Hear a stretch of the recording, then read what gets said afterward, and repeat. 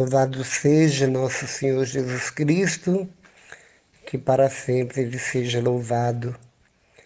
Um bom dia a todos e para todos nós, para você, irmão, irmã, para todos nós que passamos pela pia batismal da igreja um dia e recebemos no batismo a graça do Espírito Santo em plenitude e ali recebemos os dons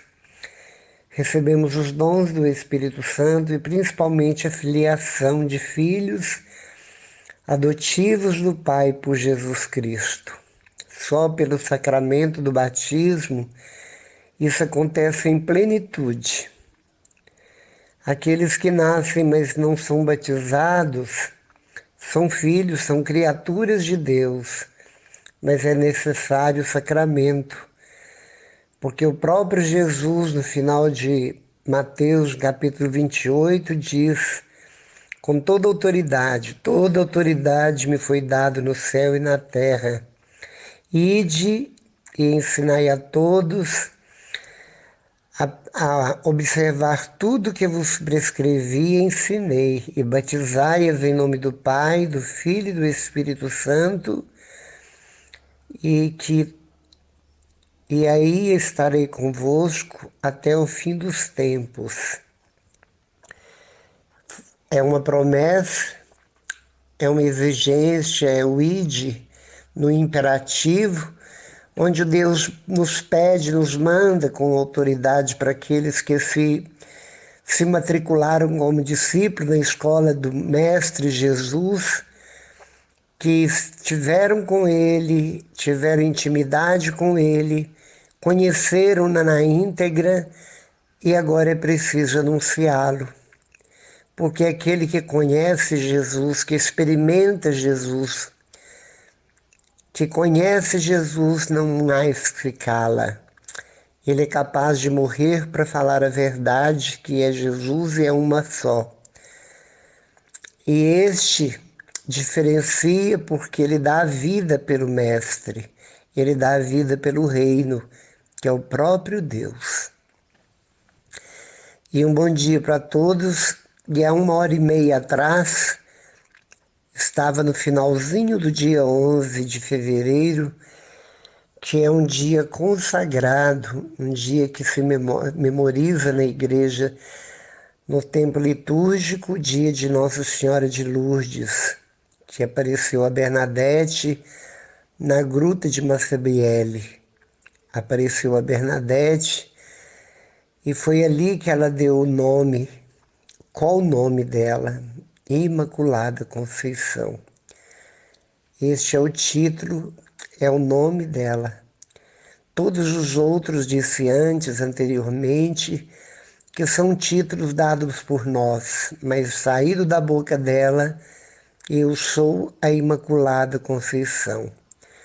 E naqueles dias estava saindo o dogma da fé da Imaculada Concepção de Maria, virgem no nascimento, na concepção de Jesus, na gestação, no nascimento dele, e virgem em plenitude, e permanece a Virgem Nossa Senhora. E é muito interessante porque a minha mãe, durante 32 anos, 37 anos por aí, de 30 a 37 anos, ela ficou muito tempo camada e ela sempre com o terço na mão. Ela morreu trêmula e apalpando na cama, buscando algo, e eu percebi que era o terço e pus na mão dela. Ela apertou o terço, porque é o que ela procurava mesmo. É como se ela buscasse a própria Virgem Maria, buscando dela o socorro, mesmo ainda sem a lucidez devida. E enquanto minha mãe atravessava todas essas décadas enfermas, com vários problemas de saúde, ela nunca perdeu a Ave Maria, sempre rezando e pedindo por mim, porque ela se sentia culpada da questão da minha sexualidade e pedi a Deus um milagre que antes dela morrer ela viu, constatou, sorrindo para um padre que foi visitá-la, ela disse: eu recebi 2 milagres. Além do Luiz converter-se, sair da vida que ele levava, ele foi para a igreja. Então ela morreu feliz e os olhos dela viu a minha salvação. Igualmente meu pai, que foi depois. Voltei para casa e fiquei com eles até a morte deles. Os 2 morreram junto comigo. E pedi a Nossa Senhora que minha mãe morresse no dia dela, um dia dela, qualquer dia que fosse. E às 5 horas da manhã do dia 11 de fevereiro, recebi um telefonema da minha cunhada, que a vovó tinha morrido, minha mãe. E não sabia que dia da semana era, dia do mês, mas mais tarde, constatando o calendário, eu vi que era dia de Nossa Senhora de Lourdes. Eu senti muita alegria e muita gratidão, porque Nossa Senhora, ela foi uma grande protagonista na minha conversão. Ela foi uma grande, e ela é ainda, uma mulher que me acompanha, é uma mulher que eu sei que está sempre com os olhos voltados para mim.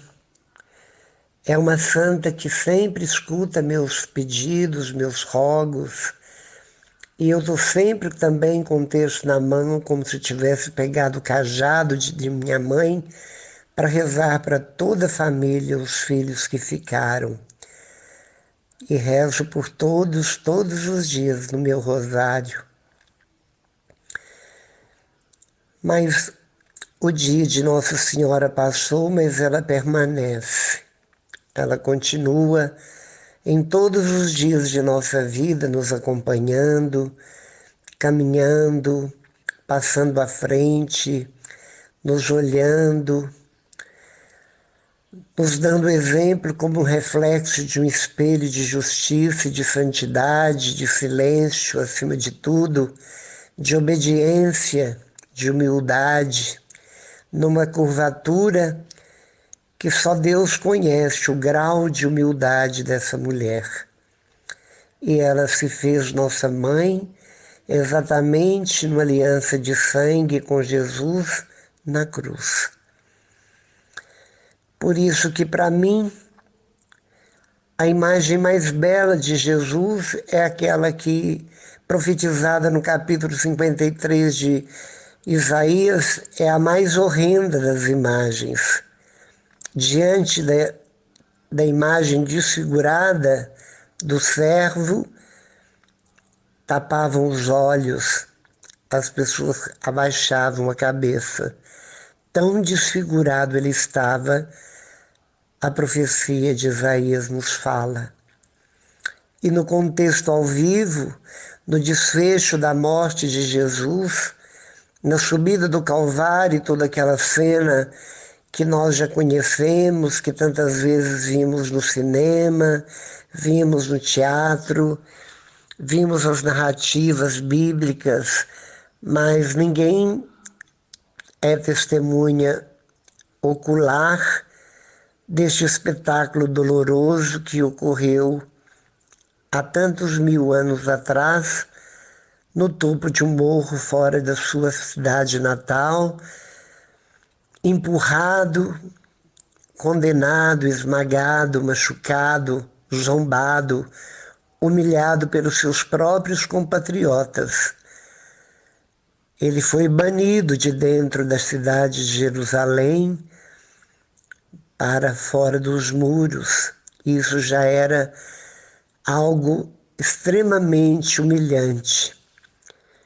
E quando dizem que a crucifixão de algum ladrão, algum facínora da época, era a morte mais humilhante que havia, pode ter sido para todos aqueles que morreram crucificados, que era um tipo de castigo que davam para aqueles que infringiam a lei de alguma forma. Mas com Jesus foi diferente. Ele morreu crucificado, sim, mas ele era um homem conhecidíssimo, famoso no seu tempo, exatamente pela sua sabedoria, pelas suas palavras, famoso pelos milagres que ele fazia e realizava, ressurreições, curas e libertações de muitos possessos de demônio, devolveu a visão para muitos cegos, devolveu a audição para muitos surdos, devolveu a voz e a audição para muitos mudos, levantou muitos paralíticos em padiolas, perdoou muitos prostituídos, tinha um amor predileto pelos pobres marginalizados, abraçou crianças e as curou, levantou a menina de Jairo, Talita Cumi. Ele disse, ele multiplicou pães para saciar mais de 5.000 homens, sem contar mulheres e crianças. Ele privilegiou Pedro e os seus companheiros de pesca milagrosa, que custaram a chegar na praia, tanto eram os peixes que eles conseguiram e depois da aparição de Jesus ali. Mas era um homem literalmente amoroso, que tinha um relacionamento íntimo, profundo, com o Pai diariamente, noturnamente, e durante o dia o pensamento dele sempre levava os seus olhos a olhar o alto, o infinito do azul do céu, buscando o Pai em oração. O seu coração batia e palpitava saudade do Pai, obediência ao Pai, e por isso Deus deu a ele a autoridade de fazer, desfazer e de acontecer. E ele fez como nunca. Tão importante ele ficou que ele dividiu a história do Antigo e do Novo Testamento. Ele é responsável pelo surgimento de um novo calendário que é a partir do seu nascimento, começou a partir do seu nascimento. Está tão distante a vida que Jesus viveu terrenamente falando, mas tudo parece que foi ontem, porque a imagem dele, a história dele parece viva, ainda está dentro, parece dentro de nossas memórias. Tudo parece que foi ontem. Ele revolucionou a história do mundo. Ele encantou a muitos, mas ao mesmo tempo ele teve muitos inimigos. E para ser condenado, ele passou por processos dolorosíssimos, tal como o trigo passa pela semeadura, passa pela colheita, passa pelo debulhar, passa pelo amassamento, passa pelo assar o pão feito de trigo no forno, e Jesus passou por todo o processo do trigo. Foi sepultado. E quando nós olhamos para esta figura de Jesus, que eu já disse anteriormente que para mim a mais bela de todas elas é ver Jesus na cruz, não porque eu sou sádico, não é isso, é porque eu vejo que a cruz e o crucificado é a expressão suprema do amor de Deus por nós. Não existe palavras na cruz, ali, nada. Não tem palavras, não tem livros, não tem escritor, não tem poeta, não tem filósofo. Não há ninguém que possa transmitir com autenticidade a história deste homem que revolucionou o mundo, este homem Deus.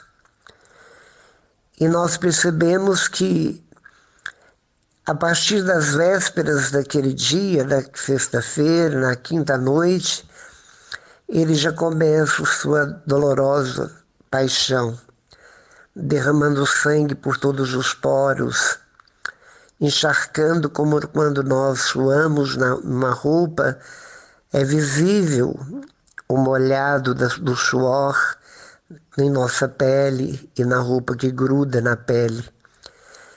Ele era o sangue vermelho, pigmentado de vermelho, grudado na sua pele, rezando com todo o coração, pedindo afastamento do sofrimento previsto, olhado e visto por ele antecipadamente. Mas dentro daquilo que ele vivia, ele sabia, ele buscou de volta o cálice que ele afastou diante de si, para longe, e disse: não, Pai, que não seja feita a minha, mas a tua vontade. Ele esqueceu completamente de si e olhou para o Pai. E é dessa forma que muitas vezes devemos agir, esquecer de nós e olhar o outro. Porque aquele que experimenta Jesus um dia, aquele que concebe e conscientiza e experimenta o amor de Deus, olhando através de todas as imagens da história e de tudo que está no contexto bíblico, dentro das explicações da Ecclesia Mater, a igreja, aquele que faz essa experiência percebendo externamente, através da natureza, da beleza, de todo o movimento dos astros, de todo o movimento, a vida que faz um balé diante dos nossos olhos, a terra que amamenta-nos, as árvores que oxigena, que purifica o ar, a água que canta, os pássaros, as aves, tudo que colore, saltitando de flor em flor as borboletas, o canto dos pássaros, o barulho do mar, das gigantescas ondas, tudo isso, a luminosidade do sol, a beleza da lua numa noite romântica, escura, iluminando, prateando tudo, o céu que a cada dia se mostra de uma forma, as nuvens que navegam no alto, que faz cair em gotículas a água que molha e apaga a poeira e fecunda a terra, e olhando as pessoas que são nossos espelhos, que nós nos vemos, que nos encanta, que nos ajuda a caminhar, que nos dão a mão. Não tem como explicar, não tem como negar. Tudo isso resume numa única palavra: o amor de Deus. O amor de Deus por nós, por mim especificamente, por você especialmente, pelo mais pobre, pelo mais feio diante dos critérios humanos, pelo mais pobre, aquele que não tem nada, nem voz, nem vez, absolutamente a não ser o dia e a noite. Todos são amados com a mesma intensidade por este Deus que é tão rico em misericórdia, em amor. E aquele que experimenta sabe que só a partir de um coração recheado de amor é que temos capacidade de derramar, de deixar vazar do açude dos nossos corações as correntezas do amor que estavam até então concentradas, fechadas. Mas quando Deus nos fala do amor, é preciso arrebentar com tudo aquilo que impede as águas de descerem, inundar, para ir matando a sede de todos os seres vivos. Essa é a nossa função, porque essa foi a função de Jesus. Foi assim que ele viveu, derramando o coração de amor. Ele derramava pelos olhares, ele derramava pelos lábios, ele derramava pelas mãos, ele derramava pelos movimentos que ele tinha. Todos os movimentos de Jesus concentram-se também numa única palavra, o verbo amar. Ele conjugava unicamente o verbo amar. E não era simplesmente um amor, esse amor medíocre que nós conhecemos, mas um amor na supremacia do amor, em toda a sua grandeza, em toda a sua dimensão, porque a dimensão do amor é não ter dimensão, é não ter medida. A medida do amor de Deus é não ter medida. E é assim que nós somos amados. E Deus nos amou primeiro. E quando nós subimos no Calvário e ali olhamos Jesus, eu digo para você, é como se, sinta-se como se ensurdecesse seus ouvidos de todo barulho, de todo grito, algazarra que fazia ao redor daquele boneco, todo manchado e pintado de vermelho, de roxo, todo empapado de sangue, com as vestes quase seminu rasgadas, gotejantes, gotejando sangue, pregado numa cruz, mas com um olhar manso sob aquela cascata de sangue que descia da sua cabeça, dos seus cabelos empapados deste sangue, que tanta hemorragia ele teve por todo lado, principalmente a cabeça, que é um ponto onde muito sangue se concentra e quando machucamos derrama muito. E descia pelos membros daquele homem de uma forma abundante, encharcando a cruz e derramando sobre a terra. E ao redor soldados, vigiando, esperando, ouvindo palavras que não entendiam. E enquanto isso acontecia, um ladrão furtivamente rouba o coração de Jesus na cruz, porque reconheceu naquela figura desfigurada daquele homem aparentemente fracassado, que atrás de todo aquele cenário tão brutal, tão horrendo, tão caótico, Deus estava. E disse: Senhor, lembra-te de mim quando estiver no teu reino. E Jesus promete e dá para ele naquele momento. Ele pula da cruz para o céu. Enquanto isso, os outros soldados estavam fazendo guarda para que as pessoas não aproximassem e exterminasse com ele definitivamente, de uma forma cruenta, derrubando a cruz com ele pregado, coisa e tal. Ficaram esperando, tanto que tentaram quebrar as pernas dos ladrões e quebraram dos dois, mas quando chegaram perto de Jesus, viu que ele estava morto e nenhum dos seus ossos foram quebrados, para conferir a profecia, nenhum dos seus ossos foi quebrado. O mais interessante é a cena de São Dimas, do soldado romano, que para constatar que Jesus estava morto não quebrou pernas para ouvir um grito, mas simplesmente levou sua lança no peitoril de Jesus e forçou de uma forma que esta lança atravessou a carne, atravessou entre os ossos da costela e atingiu o órgão vital, o coração que já não batia mais. E o sangue não corria mais, porque já havia esgotado desde o Getsêmani até o topo do Calvário.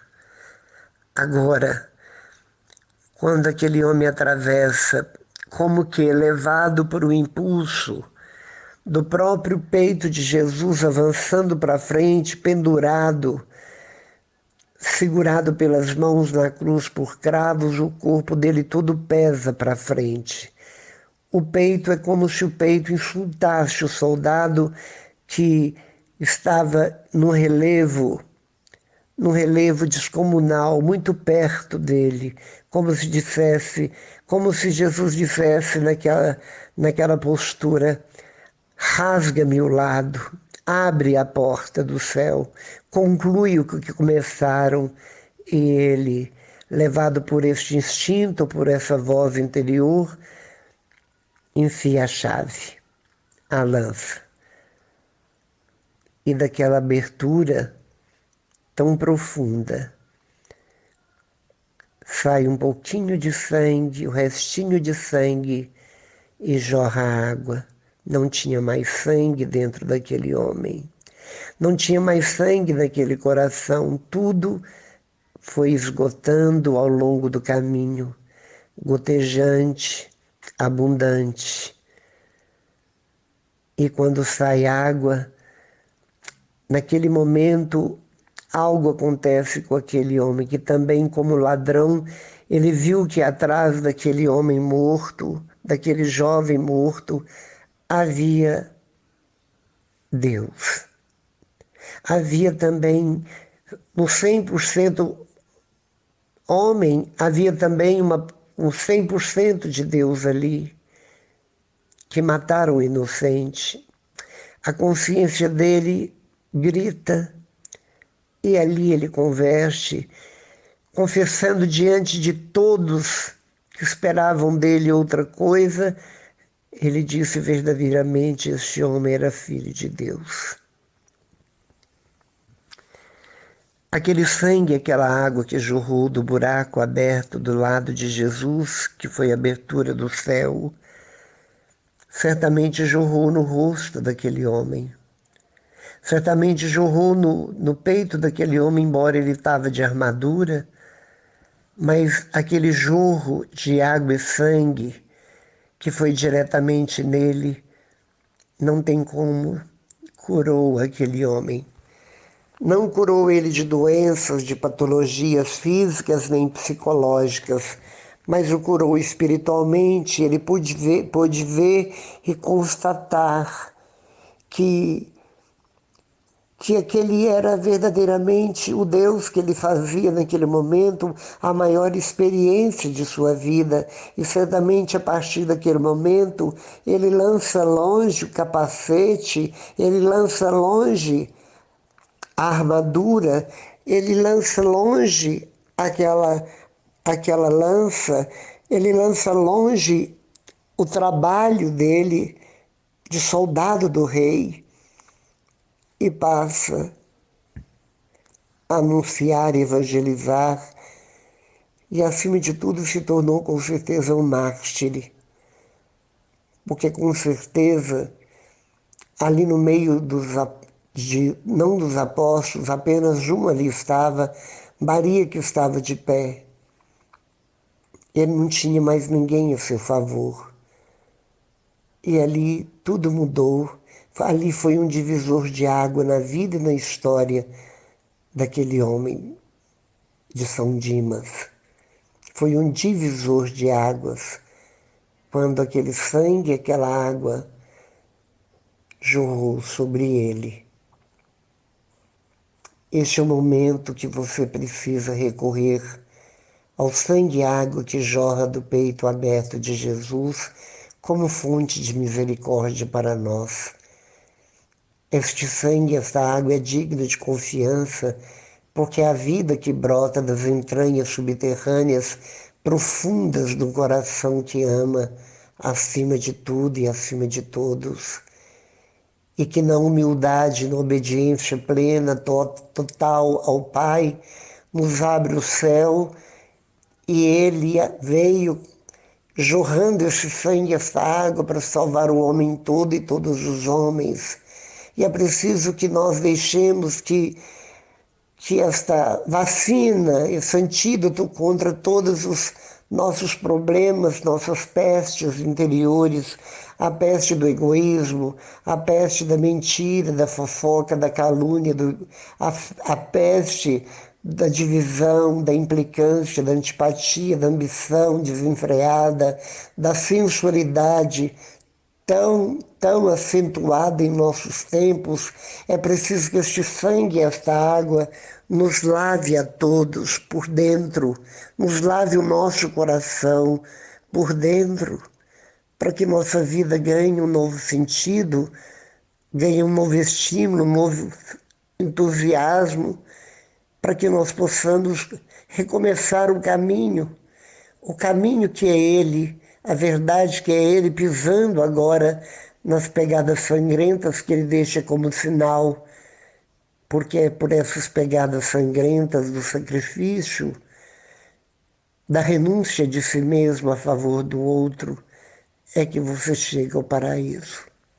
É que você morre deste mundo como eu morri, mas o céu se abre para me acolher. Por isso, neste momento, Jesus, nós te suplicamos, as pessoas estão ansiosas para receber a vacina contra a Covid-19. É tão interessante que eu não me preocupei nem um pouquinho sobre essa questão. Preocupo para com os outros, tanto que quiseram me pôr na frente para me dar uma vacina. E eu disse, não quero, não faço isso. Que seja na hora certa, quando eu estiver no lugar certo para tomá-la.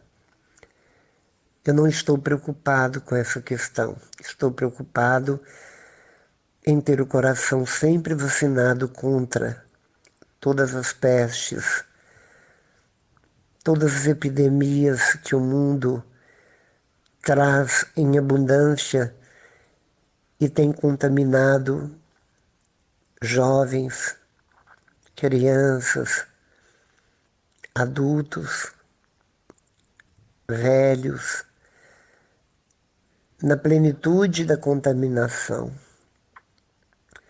contaminando exatamente com a moda, com o modismo, todo tipo de costumes que estão psicoadaptando muito rapidamente a todos eles, e tudo fruto do que o mal tem feito,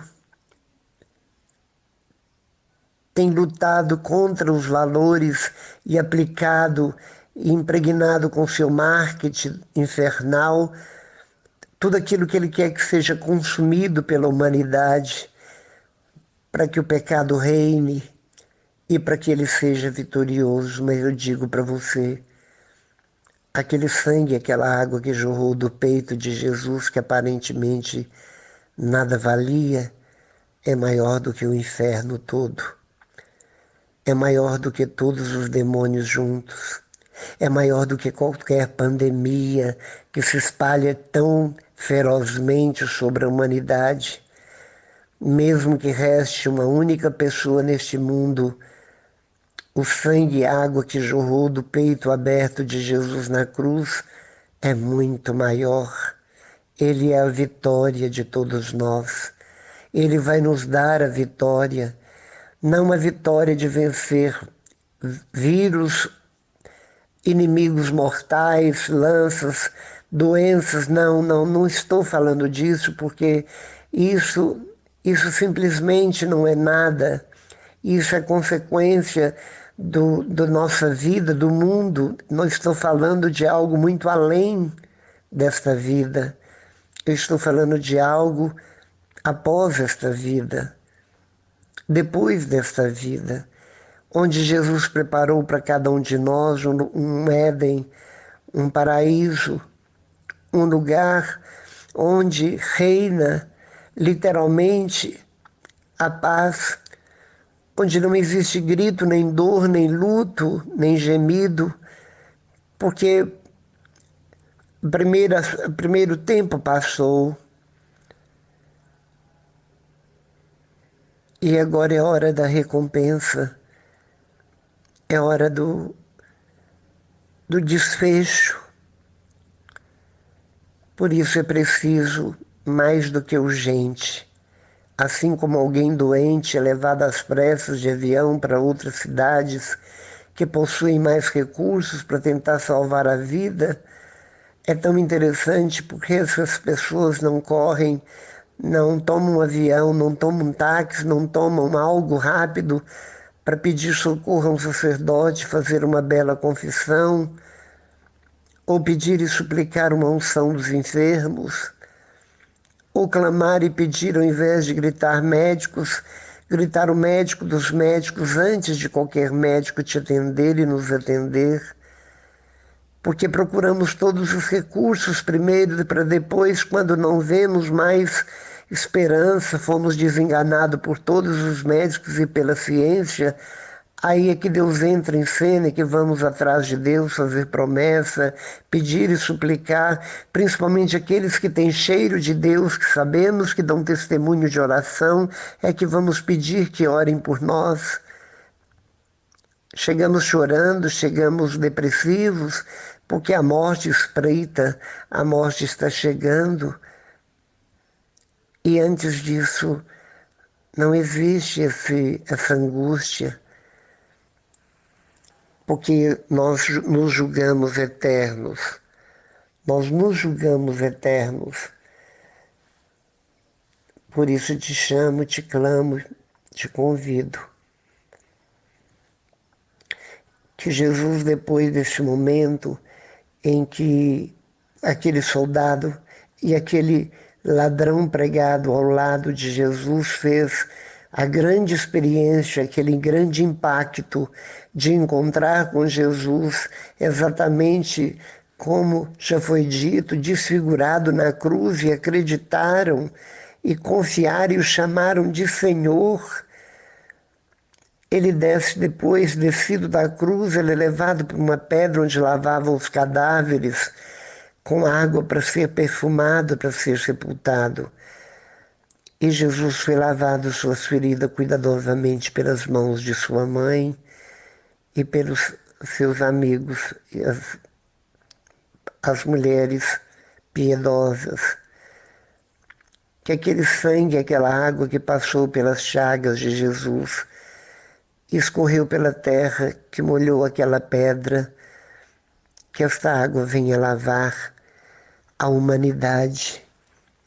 É um desagravo que queremos fazer, Jesus, ao seu coração, um desagravo que queremos fazer porque desde aquele tempo seu coração foi ferido e machucado violentamente, sem que o Senhor devesse nada, na sua inocência, na sua pureza, na sua santidade. A única coisa que o Senhor soube fazer foi amar, foi se doar, foi se entregar sem limites, sem medidas. E por isso o Senhor pagou um preço muito caro pela inveja, pelo despeito de sacerdotes e religiosos que não colocavam o amor acima das leis criadas por eles mesmos. E como o Senhor veio como um bruto rebento do tronco de Jessé, do judaísmo,